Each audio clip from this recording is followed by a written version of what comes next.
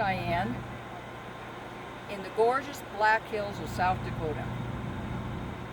Mount Rushmore was the scene of Trump's speech on Friday. But my husband and I did not come here to see the best president in our lifetimes. We came here to look for property. See, we live in Oregon, the hellhole, liberal hellhole called Oregon. More precisely, we live in the Portland metropolitan area. There have been riots for over 6 weeks while the politicians cheer them on. There's filth and homelessness that has invaded many parts of Portland in the last 5 years, and the politicians and bureaucrats just expect the neighbors to put up with it. Oregon and Portland have been in the vice grip of Democrats for 3 decades now. Our governor is a Marxist who shut down the economy and recently announced that she would keep it shut down until December 31st, 2021.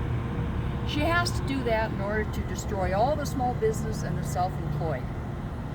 That will be necessary as she prepares to turn the government over to the globalists and the socialists. I went to law school with her.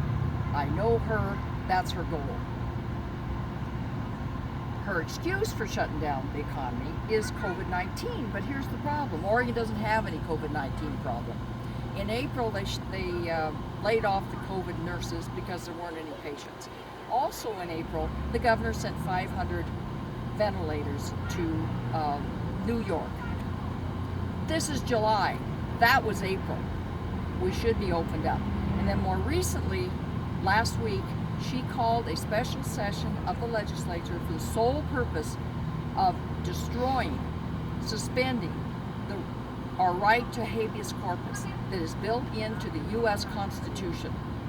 What that means is, without the right to habeas corpus, or the writ of habeas corpus, the government can arrest you and detain you indefinitely without charges and without a trial. That's what they do to people in communist countries and dictatorships. Americans, the Constitution gives us due process. We have a right. We have a right to know the charges against us and to be brought before a judge in a timely fashion. That's been suspended. But our governor and the Portland mayor, they're not going to use that new power against the rioters. No. And who's left? They're going to use it against Oregonians that don't wear masks. So my husband and I built our dream house in 1988 and expected to live there the rest of our lives. We can't stand it any longer. One TV pundit recently called this phenomenon